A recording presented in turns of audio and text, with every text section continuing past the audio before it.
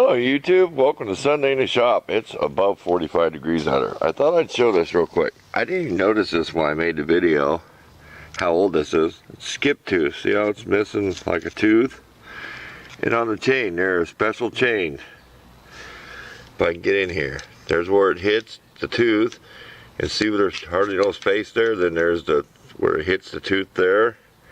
I'll snap a picture of that. A couple people said it might be a Shelby bike. Well, I'm used to seeing these forks on 60s bikes. Has that metal cap on it. And then we'll get around and show you where the head badge was. But we'll snap a photo of this. The chain and the sprocket. Okay, we're going to show the head badge again. See where the design is? Where it goes around. Here's where one of the rivets was. Another one down here. And there's like a brass on here. I'm saying it was a brass plate because some of the brass got on the metal in here. It looks gold brass colored. Right in there. So we'll snap a picture of that. We'll probably do it sideways like that. So stay tuned. And then we'll get in the shop and we'll show you what we're going to tear apart today. Okay. This is one of these unwanted Christmas gifts. Kind of like a misfit toy. Get our screwdriver handy. I'm not going to use it. Wife ain't going to use it. Little pretzel maker thing. I have had it plugged in. It heats up. This light comes on when it's hot. It gets extremely hot. It gets very hot on the bottom. So if you had one of these, you'd want to have it on the counter that's heat resistant. We're going to tear this apart just to see what it looks like. So you got screws. Got two screws here, two screws here. This is the same exact piece here, except the little ears go underneath a slot thing. So when I take it apart, it'll look like a duplicate. This had a little cup that went in here, silicone cup for to melt your cheese. And it fits up in the lid. Take this camping. I was playing with this.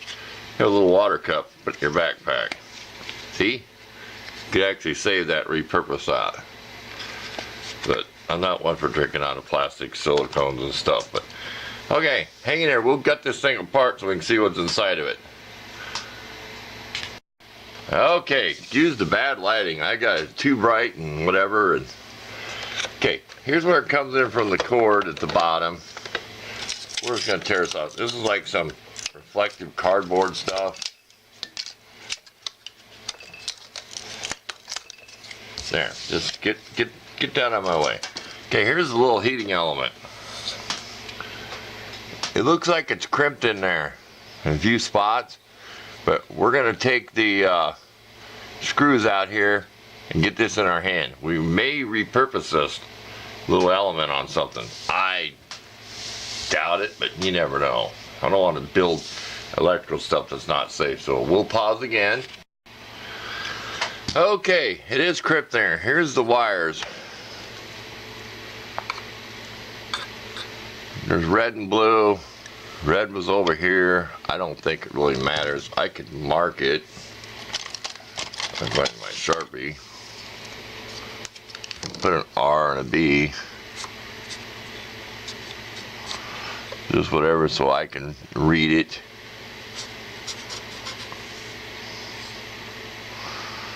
I could put colored magic marker on there though. I don't think it really matters, but yeah, that's crimped in there. So we shall see if that'll come out of there. But we'll finish gutting the top of it out. We'll take the other screws out, and then we'll come back and show you the rest of it. Okay. Don't know how we're going to get the lighting, except maybe it's just going to have to be bright. This'll work.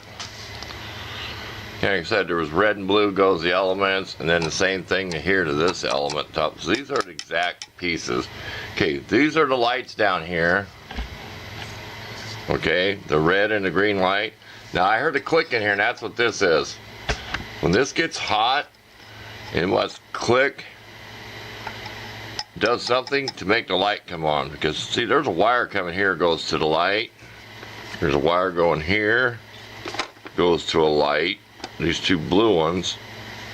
Then you also have a blue and a red that goes to a light, which is the red one. So these two, the green light for go, this must kick on when it gets hot, makes the light come on. Could have figured there's power here, power coming in here, which goes the elements. So this must click, makes the light come on. Just basic electronics. I could be wrong, but I'm saying that's all it is. This kicks in at a certain temperature, the light comes on, tells you it's ready to use. So I'm gonna definitely save this. I don't know if it says any writing on it. Some of these might say the temperature where it kicks in at, in or off. But like I said, if a person took these out, I wouldn't recommend doing anything unless you're good at electricity. You probably could repurpose these coils. You could put it on probably a 1/4-inch thick piece of aluminum, make you some kind of hot plate or something. They make hot plates for parts. So you want to put a piece together, not really a bearing, but a sleeve on a shaft or something. You can sit it on your hot plate, get it hot, while the other part's in a freezer. Well, you can put it on a stove burner, but you get it hot, and then you have like a 1/1000th clearance or whatever. Machinists do that. They make it almost the same exact size, but they heat the outside part up on a hot plate, and it slides over, that cools, and it locks on. It's called a interference, clearance, whatever. Big words, too big of words for us. But I do watch a lot of machinists and stuff. But there you go, that's what's in these. You got two heating elements. You got this little thing that kicks the light on, so it'll show you that it's hot enough. So it's run by temperature. So we will take a close-up picture of that. We'll snap like a picture of just this element. So, okay, off to the next thing. I'll show you my new jigsaw I bought. I got it on clearance, plus I got a rebate on it. So I needed to cut some MDF, that sawdust plywood for shelving. So I didn't want to spend a whole excuse me, I'm still getting over that cold stuff. Just show you. That's what's coming up next. Cheapy tool shop from Menards. So stay tuned. Real quick clip. This does say 107 degrees centigrade, so you can do the math. This is what kicks the light in, so when it gets hot, this little switch will kick in. You have a wood stove with a little blower fan, they have a little button type switch like this. When it gets hot, it kicks in the fan. I messed it up. But I got a picture of it though.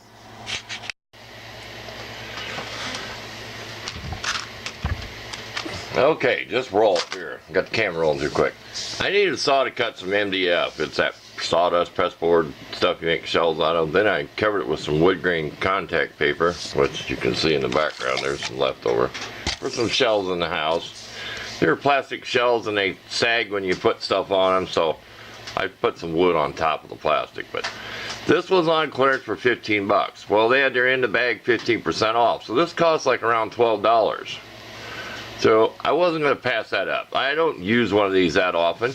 I am impressed that it runs that good, but it's pretty cheesy on the base.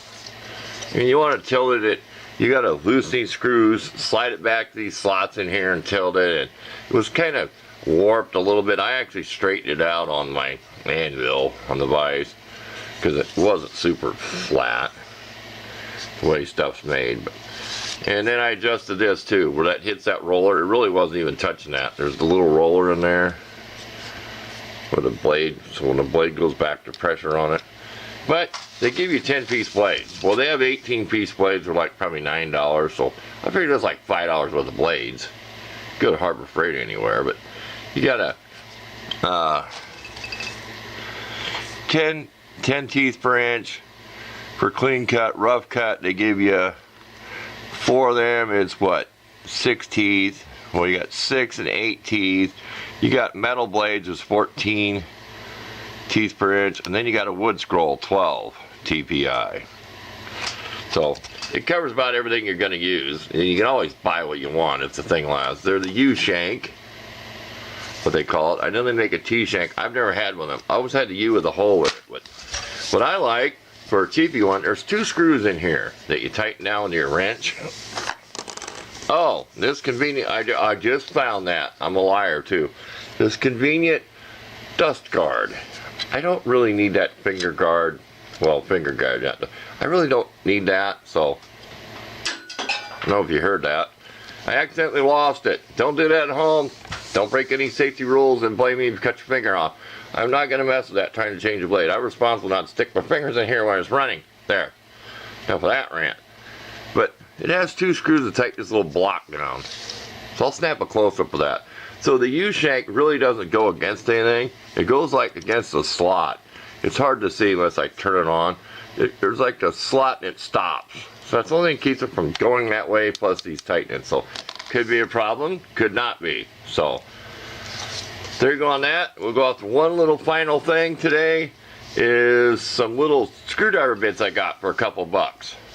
Which I thought were really nice. They're for your impact driver, and I can use them in my regular cordless drill. But thought they're really nice. I'll go in a little detail on them, how nice they hold on a screw. So stay tuned. It's that little slot there with the blade, and it kind of stops. And I cranked them screws down pretty tight, so I don't seem to be a problem on a little. Just thought I'd show that detail there. Okay, on to the next part. Okay, let's take 2 on this one. My batteries died. These are like $2 on the end aisle at Menards. Plus I got a 15% discount. I'm not even going to do the math. I mean, $2, I wasn't going to complain. Okay, these have your little knots on there for locks in your impact driver, like my 1/4-inch one. Okay, here's your common sheetrock screw. These are Harbor Freight bits. I mean, they're okay for what they cost, but a lot to be desired how they stick in there. This is, I don't know what brand, but it could be any name brand. They're all about the same. If you put them in there, you can almost tell somebody wobbling around in there. Excuse me if I clear my throat. I'm still getting over that stuff. That cold flu thing. Now you stick this in there, and see that? You can just tell by me, even on camera when I wobble that back and forth, they fit so good. And I'm never probably going to use the 1 or the 3. Well, I may use the 1. I probably won't use the 3. 3 is for pretty big screws, but a lot nicer. Like I said, if I stick this in my cordless drill and try to put it down like that, it'll give me about that much sticking out of my drill. I do have extensions like this, which I can't tell you if it'll, nope, it won't fit in your extension, just so you know that. Might as well do this on camera. Here's your bit starter thing with the sleeve. It's not going to go in there either. It has your sleeve on it. Come on, it's a piece of junk. You slide it out for the long screw. Might as well show that. You slide it out, you put your screw in here, and I don't have much to say about any of these companies. They all fall apart. I had a Makita one. It lasts longer than a DeWalt one.